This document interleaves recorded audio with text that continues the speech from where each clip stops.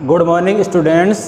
आज हम नए टॉपिक की शुरुआत कर रहे हैं और हमारा नया टॉपिक होगा टेंस। यानी ये टेंस वैसे सभी क्लासों के लिए 6 क्लास से लेकर आगे सभी क्लासों के लिए महत्वपूर्ण है। तो आज हम शुरुआत करेंगे टेंस की। तो सबसे पहले देखते हैं इस टेंस शब्द का शाब्दिक अर्थ क्या होता है। तो इसका शाब्दिक अर्थ होता है काल। यानी इस शब्द का अर्थ होता है काल।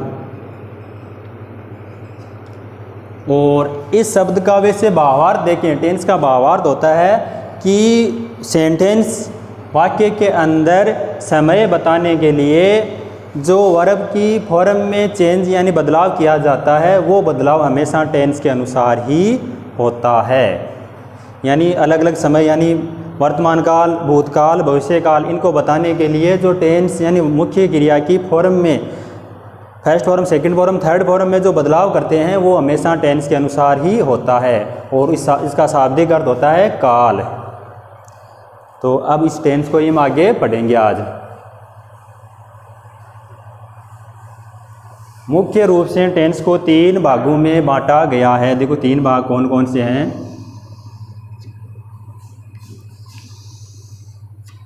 पहला भाग है यहाँ पर प्रेजेंट टेंस।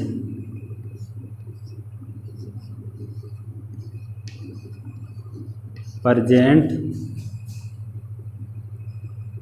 टेंस। दूसरा भाग है पास्ट टेंस।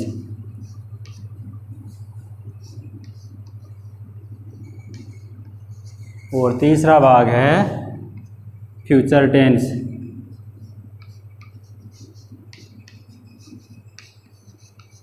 फ्यूचर टेंस यानी टेंस का शाब्दिक अर्थ काल। इसके 3 भाग होते हैं। एक होता है प्रेजेंट टेंस, और एक होता है पास्ट टेंस, और एक होता है फ्यूचर टेंस। ये 3 भाग होते हैं। अब इनका हिंदी अनुवाद करें तो प्रेजेंट टेंस का हिंदी अनुवाद होता है वर्तमान काल। वर्तमान काल। पास्ट टेंस का होता है भूतकाल।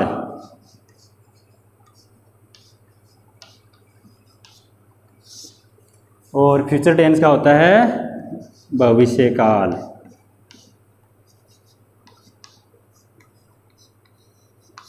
यानी 3 टेंस थे, प्रेजेंट टेंस, पास्ट टेंस और फ्यूचर टेंस। प्रेजेंट टेंस का हिंदी अनुवाद होता है वर्तमान काल, पास्ट टेंस का होता है भूतकाल, और फ्यूचर टेंस का होता है भविष्य काल। और ये 3 भाग होते हैं टेंस के, और प्रत्येक भाग के 4-4 भाग अलग से होते हैं। यानी इसके 4 भाग, इसके 4 और इसके 4। सबसे पहले इसके देखते हैं इसके 4 भाग कौन कौन से हैं। तो इसका पहला भाग देखो सिंपल यानी प्रेजेंट सिंपल। इसी का दूसरा भाग है continues, present continues.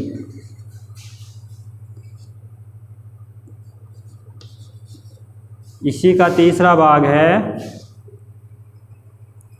Perfect.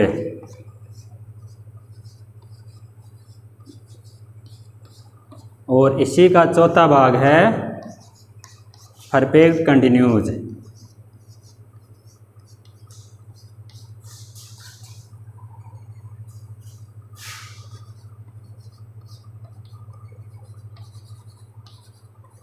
Perfect continues, इस कंटिन्यूज के यहाँ नीचे लिख देंगे। यानी चौथा भाग है परफेक्ट कंटिन्यूज। इसके 4 भाग हो गए। देखो प्रेजेंट टेंस, पहला भाग है प्रेजेंट सिंपल, दूसरा भाग है प्रेजेंट कंटिन्यूज, तीसरा भाग है प्रेजेंट परफेक्ट, और चौथा भाग है प्रेजेंट परफेक्ट कंटिन्यूज। अब इसी प्रकार से पास्ट टेंस के भी 4 भाग होते हैं। पास्ट टेंस का हिंदी अर्थ होता है भूतकाल।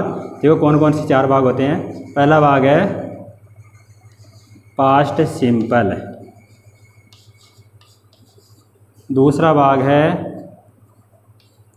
कंटिन्यूज, पास्ट कंटिन्यूज,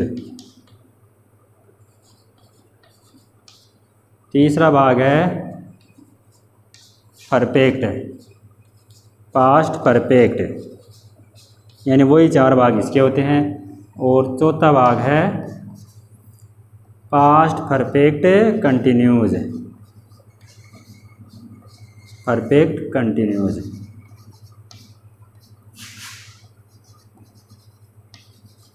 यानी ये चार भाग इसके होते हैं। पहला भाग है पास्ट सिंपल, दूसरा भाग है पास्ट कंटिन्यूज, तीसरा भाग है पास्ट परफेक्ट और चौथा भाग है पास्ट परफेक्ट कंटिन्यूज। इसी प्रकार से फ्यूचर टेंस के भी चार भाग होते हैं। देखो पहला भाग है फ्यूचर सिंपल, दूसरा भाग है फ्यूचर कंटिन्यूज, तीसरा भाग है फ्यूचर परफेक्ट, चौथा भाग है फ्यूचर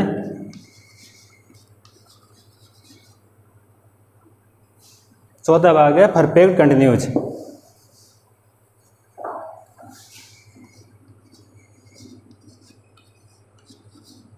परफेक्ट कंटिन्यूज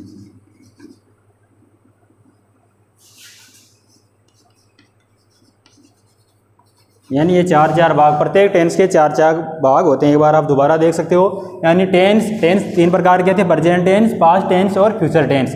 प्रत्येक टेंस के तीन भाग थे, यानी प्रत्येक टेंस के चार भाग थे। प्रेजेंट टेंस के 4 भाग, पास्ट टेंस के 4 भाग और फ्यूचर टेंस के 4 भाग। अब देखो प्रेजेंट टेंस के 4 भाग कौन कौन से हैं। एक तो पहला भाग है प्रेजेंट सिंपल, दूसरा भाग है प्रेजेंट कंटिन्यूज, तीसरा भाग है प्रेजेंट परफेक्ट, चौथा भाग है प्रेजेंट परफेक्ट कंटिन्यूज। ये 4 भाग थे प्रेजेंट टेंस के। अब पास्ट टेंस के भी 4 भाग, past simple, past continues, past perfect continues. इसी प्रकार से फ्यूचर टेंस के भी 4 भाग होते हैं, future simple, future continues, future perfect और फ्यूचर परफेक्ट कंटिन्यूज। यानी प्रत्येक टेंस के 4 भाग थे। एक बार आप इसे अब नोट कर सकते हो सभी को।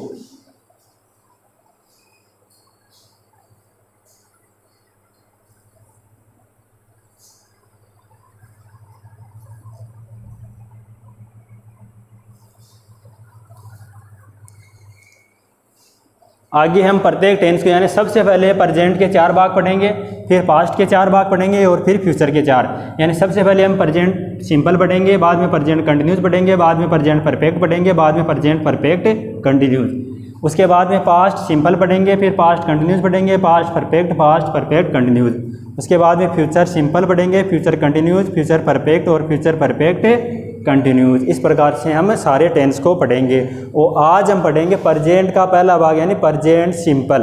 और दूसरी बात, इसको इंडेफिनेट भी बोल सकते हैं, यानी प्रेजेंट इंडेफिनेट, पास्ट इंडेफिनेट या फ्यूचर इंडेफिनेट। यानी सिंपल टेंस है उसको इंडेफिनेट भी बोल सकते हैं।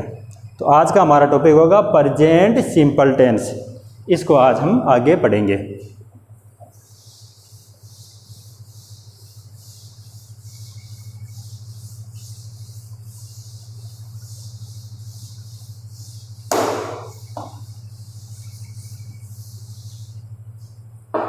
तो आज का पहला टेंस है प्रेजेंट।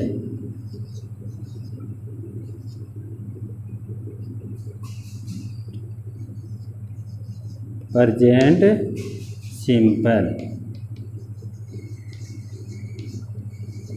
टेंस। आज हम इसी को पढ़ेंगे, प्रेजेंट सिंपल टेंस को। तो इसको विस्तार से पढ़ेंगे, यानी किस प्रकार से प्रेजेंट सिंपल टेंस आगे चलता है। प्रेजेंट सिंपल टेंस, सबसे पहले हम इसको हिंदी में समझेंगे। भाई हिंदी में वाक्य कैसे बनते हैं इसके, तो इस नियम के अकॉर्डिंग चलना है। इसका पहला नियम लिखना है, हिंदी वाक्य के अंत में हिंदी वाक्य के अंत में ता है, याद रखना इनको, ता है, ती है, ते है,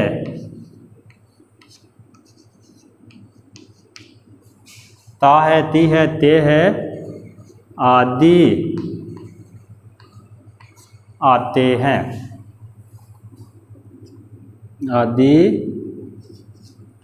आते हैं। यानी जिस किसी भी हिंदी वाक्य के अंत में एक तो ता है मिल जाए, ती है मिल जाए या ते है मिल जाए, तो वो वाक्य हमेशा प्रेजेंट सिंपल टेंस का होगा। एक एग्जांपल से समझ लेते हैं, जैसे हम स्कूल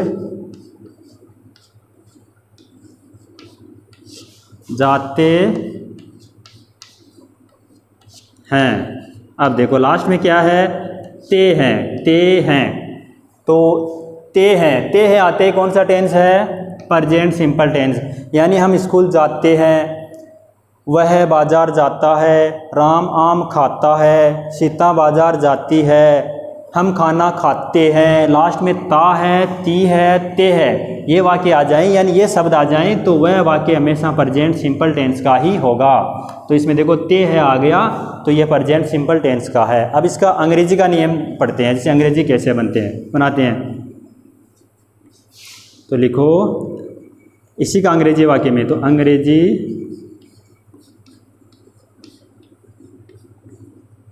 वाक्य में सिंगुलर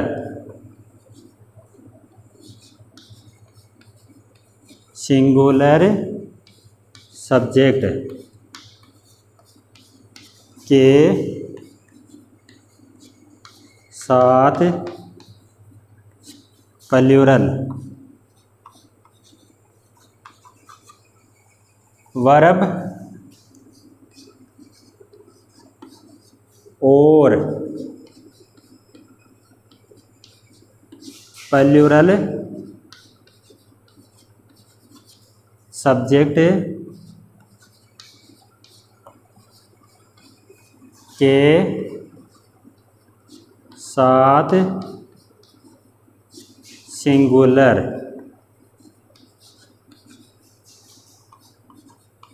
वर्ब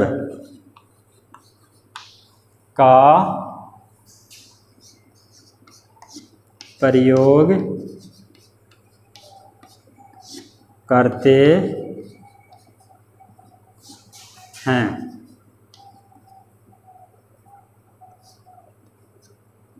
हैं।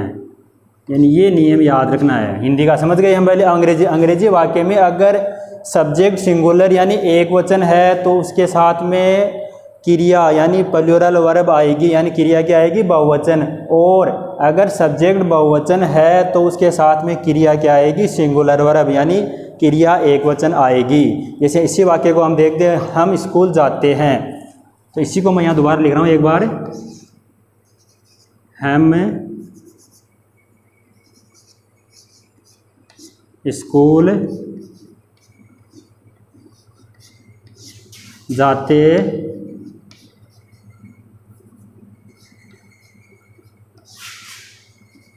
हैं। तो सबसे पहले हम क्या बनाएंगे, ये सब्जेक्ट है, ये ऑब्जेक्ट है, ये मुख्य क्रिया है। तो सबसे पहले सब्जेक्ट की बनेगी, तो इस हम की बनाएंगे, तो इसकी बनेगी वी, यानी वी यानी हम। अब वी एक वचन है, एक बहुवचन, वी हमेशा बहुवचन होता है, तो ये हमारा सब्जेक्ट क्या हो गया, बहुवचन। तो इसमें क्या लिखा है, अगर वाक्य में सिंगुलर सब्जेक्ट है, तो सिंगुलर नहीं है, तो सब्जेक्ट क्या है, प्लूरल, यानी बहुवचन सब्जेक्ट है, तो क्रिया क्या आएगी, एक वचन। तो इसका जाना कि वी गो, जाना कि क्या होती है, गो टू स्कूल। एक बार आप इसे उतारो सारे को, और बाद में आगे समझते हैं इसको। यानी दो नियम हो गए, पहला हिंदी में समझ लेगा, फिर अंग्रेजी में। अंग्रेजी वाक्य में अगर सिंगुलर सब्जेक्ट सिंगुलर है, तो क्रिया क्या आएगी, प्लूरल यानी बहुवचन, और सब्जेक्ट बहुवचन है, तो क्रिया आएगी एक वचन। इसका आप स्क्रीनशॉट ले सकते हो एक बार।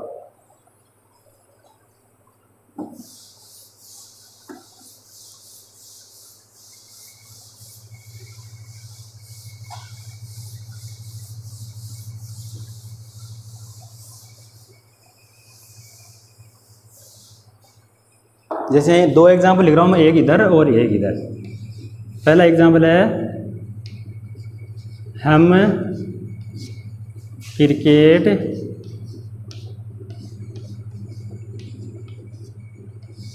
खेलते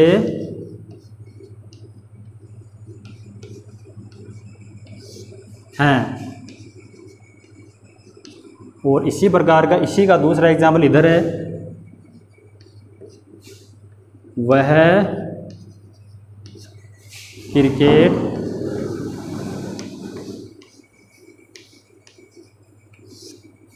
खेलता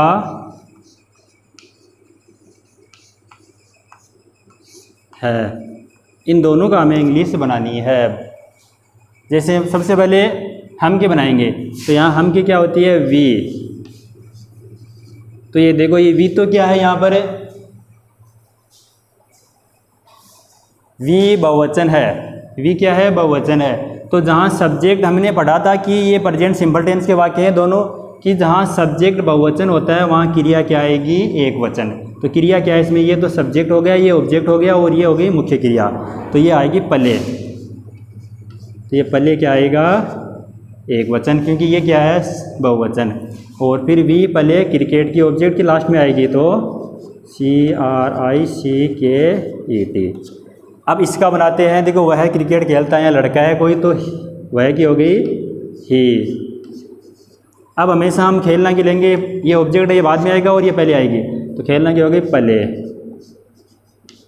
अब इसमें देखो ये एक वचन था, तो मैंने नियम में लिखाया था अगर सब्जेक्ट एक वचन है प्रेजेंट सिंपल में, तो क्रिया क्या आएगी, बहुवचन। तो इसमें ये क्या आएगा, प्लेज। याद रखना ये बात। और लास्ट में क्या आ जाएगा, क्रिकेट की क्रिकेट। तो मुख्य बात वही समझने वाली बात दोबारा समझना, अगर ये सब्जेक्ट बहुवचन है तो क्रिया एक वचन आएगी, अगर सब्जेक्ट एक वचन है तो क्रिया क्या आएगी, बहुवचन आएगी। यानी इनका उल्टा होगा, याद रखना। ये बहुवचन है तो एक वचन, ये एक वचन है तो ये बहुवचन, दोनों उल्टे हो जाते हैं। और कुछ नहीं देखना है प्रेजेंट सिंपल टेंस में। ये देखो ये बहुवचन था, वी यानी हम बहुत सारे थे, तो ये हो गया एक वचन आ गई। इसके एस नहीं लगाया हमने, ये एक वचन थी तो ये क्या आ गई, बहुवचन आ गई। यानी दोनों उल्टे हो जाते हैं। अब इसका एक एग्जाम्पल और देखते हैं, जैसे दूसरा तीसरा एग्जाम्पल, जैसे महेश बाजार जाता है।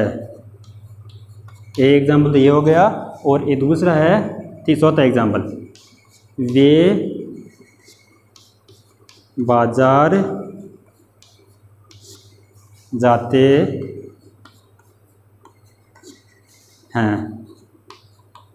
यानी इन दोनों का बनाना है हमें। तो इसमें महेश बाजार जाता है, ये सब्जेक्ट हो गया, बाजार ऑब्जेक्ट हो गया, और जाना मुख्य क्रिया हो गई। तो सबसे पहले इसकी स्ट्रक्चर ऐसे बनती है, देखो सबसे पहले आता है सब्जेक्ट, उसके बाद में हेल्पिंग वर्ब, उसके बाद में मेन वर्ब, और लास्ट बाद में आता है ऑब्जेक्ट, और बाद में जो अन्य शब्द बच गए वो। तो सबसे पहले हमें सब्जेक्ट की बनानी है, था सब्जेक्ट हो गया यहाँ पर महेश। अब देखो महेश मुख्य क्रिया क्या है कि बाद में जाना, तो महेश एक वचन है, जाना क्या होती है, गो। तो महेश एक वचन है, मैंने अभी भी बताया कि सब करता है, यानी सब्जेक्ट एक वचन है तो क्रिया क्या आएगी, बहुवचन। तो गो के क्या हो जाएगा, ES लगाएंगे, यानी जिसके लास्ट में ओ होता है तो इसके ES लगाकर बहुवचन बनाते हैं। तो गोज कहाँ जा रहा है, बाजार, टू मार्केट।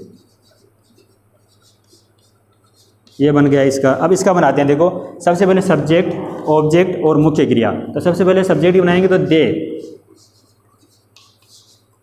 फिर जाना, जाना की होती है गो टू मार्केट। अब इसमें देखो यहाँ पर हमने गो लिखा और यहाँ गोज लिखा, इसका अंतर। दे यानी वे, यानी ये बहुवचन है। सब्जेक्ट करता अगर बहुवचन है तो क्रिया एक वचन आएगी, यानी ये बहुवचन था इसलिए ये एक वचन आई। ये एक वचन है, महेश यानी एक व्यक्ति का नाम है, ये एक वचन है तो ये क्या आती है, बहुवचन। बस यही होता है इसमें, अगर सब्जेक्ट एक वचन तो क्रिया बहुवचन, सब्जेक्ट बहुवचन तो क्रिया एक वचन। आज के लिए बस इतना ही, और इसी टेंस को आगे हम अब नेक्स्ट क्लास में पढ़ेंगे।